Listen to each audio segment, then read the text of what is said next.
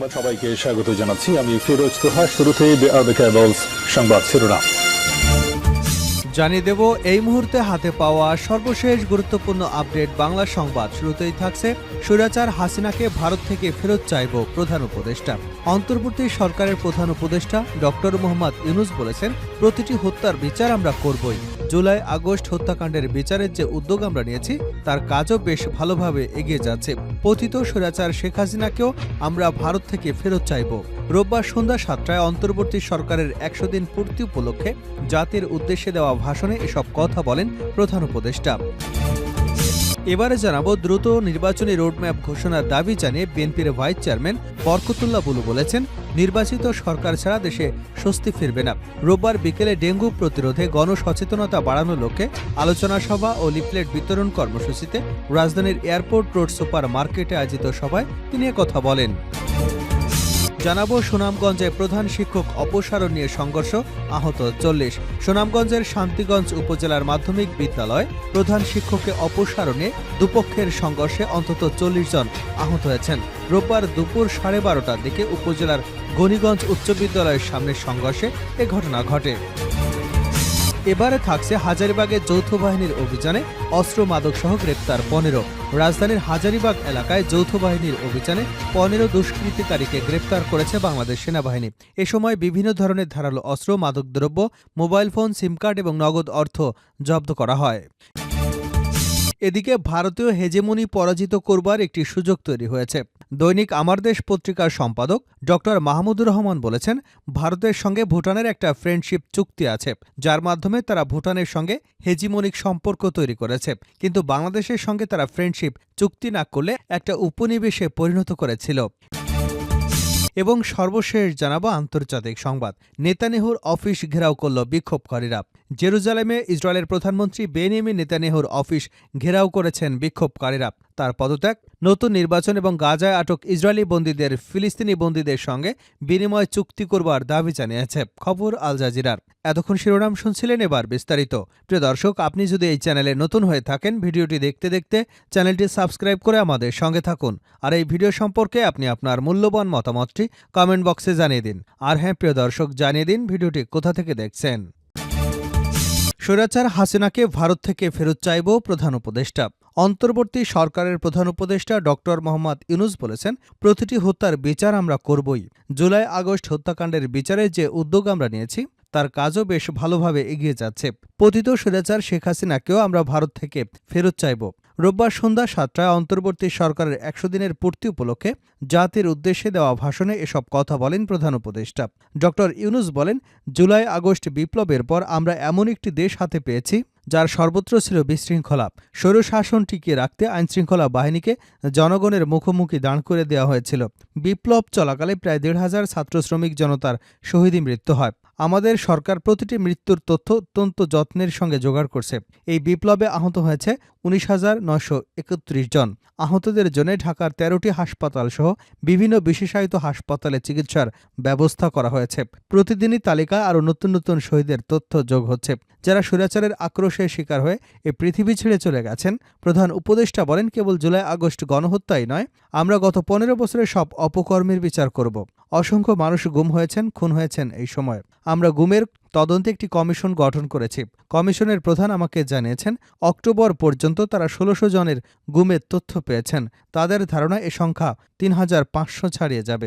অনেকেই কমিশনের কাছে গুমের অভিযোগ করতে ভয় পাচ্ছেন, এই ভেবে যে অভিযুক্ত ব্যক্তিদের দ্বারা আবার তারা আক্রান্ত হতে পারেন, ক্ষতিগ্রস্ত হতে পারেন। আমি আপনাদের আশ্বস্ত করতে চাই, আপনারা দ্বিধাহীন চিত্তে কমিশনকে আপনাদের অভিযোগ জানান।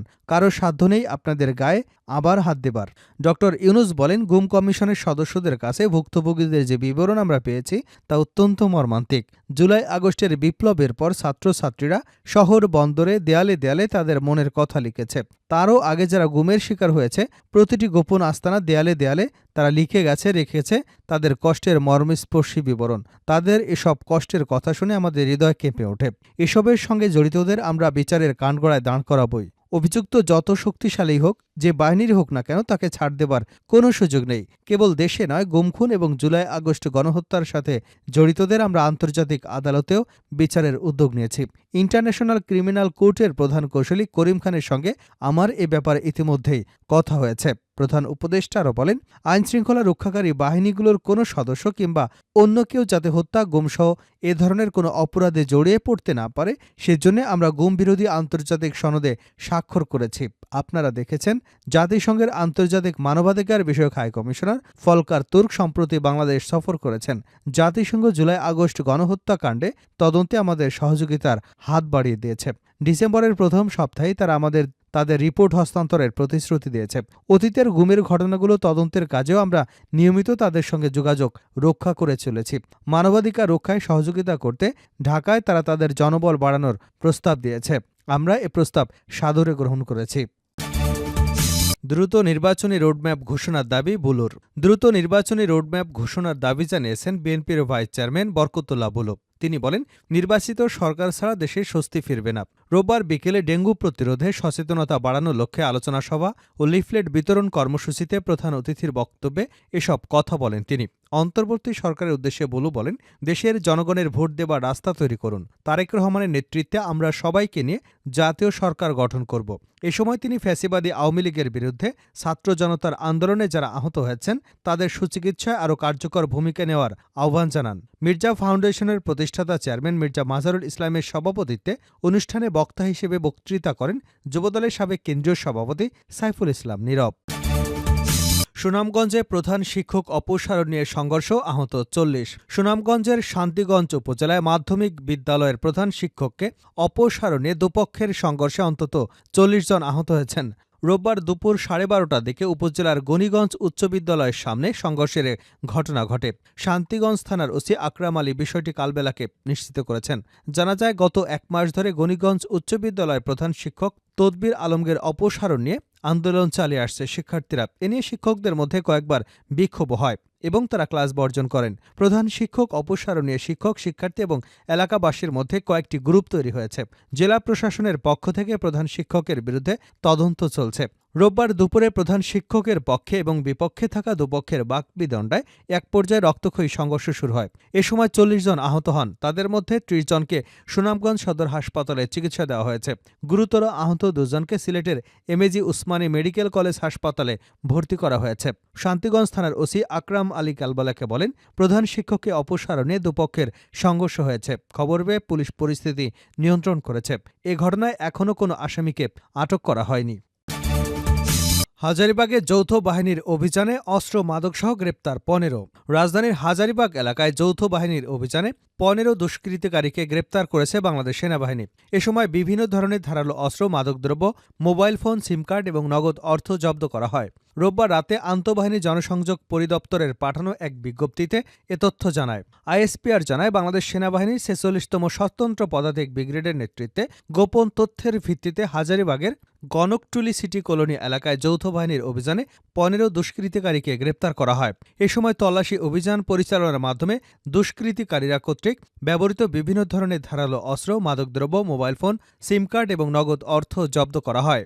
অভিযানের পর জব্দ হওয়া সরঞ্জামাদি গ্রেপ্তার ব্যক্তিদের পুলিশ এবং মাদকদ্রব্য নিয়ন্ত্রণ অধিদপ্তরের প্রতিনিধিদের কাছে হস্তান্তর করা হয়। আইনশৃঙ্খলা পরিস্থিতি স্বাভাবিক রাখতে বাংলাদেশ সেনাবাহিনীর নেতৃত্বে যৌথ বাহিনীর অভিযান অব্যাহত থাকবে বলেও জানিয়েছে আইএসপিআর। শেষ করছে আন্তর্জাতিক সংবাদ দিয়ে। নেতানিয়াহুর অফিস ঘেরাও করল বিক্ষোভকারীরা। জেরুজালেমে ইসরায়েলের প্রধানমন্ত্রী নেতানিয়াহুর অফিস ঘেরাও করেছেন বিক্ষোভকারীরা। তার পদত্যাগ, নতুন নির্বাচন এবং গাজায় আটক ইসরায়েলি বন্দীদের ফিলিস্তিনি বন্দীদের সঙ্গে বিনিময়ের চুক্তি দাবি করেছে। খবর আল জাজিরার। সামাজিক যোগাযোগ মাধ্যমে ছড়িয়ে পড়া ফুটেজে দেখা যায়, কয়েক ডজন বিক্ষোভকারী মাটিতে বসে ভবনের প্রবেশপথ বন্ধ করে রেখেছেন। সেই সঙ্গে তারা বিভিন্ন স্লোগান দিচ্ছেন। এদিকে অবরুদ্ধ গাজার উত্তরাঞ্চলীয় শহর বেইত লাহিয়াতে রোববার ইসরায়েলি বিমান হামলায় আরও 72 ফিলিস্তিনি নিহত হয়েছেন। গাজার সরকারের মিডিয়া অফিস জানিয়েছে, ইসরায়েলি যুদ্ধবিমান বেইত লাহিয়ার কয়েকটি আবাসিক ভবন এবং বাড়ি লক্ষ্য করে হামলা চালিয়েছে। গাজার স্বাস্থ্য মন্ত্রণালয়ের করার এক বিবৃতিতে বলা হয়েছে, দখলদার বাহিনী জানত যে ওই ভবনগুলোতে কয়েক ডজন বাস্তুচ্যুত বেসামরিক মানুষ, মূলত নারী এবং শিশুরা অবস্থান করছে, যারা তাদের নিজ নিজ এলাকা থেকে পালিয়ে এসে এখানে আশ্রয় নিয়েছে। গাজার মেডিকেল সূত্র জানায়, রোববার বেইত লাহিয়ার প্রজেক্ট এলাকায় একটি 5তলা ভবনে লক্ষ্য করে ইসরায়েলি যুদ্ধবিমানে হামলা চালায়। এতে প্রায় 50 জন নিহত এবং আরও অনেকেই ধ্বংসস্তূপের নিচে আটকা পড়ে আছেন। প্রসঙ্গত, ইসরায়েলের হামলায় এখন পর্যন্ত 43,846 জন ফিলিস্তিনি নিহত হয়েছেন, আর লেবাননে নিহত হয়েছে প্রায় 3,500।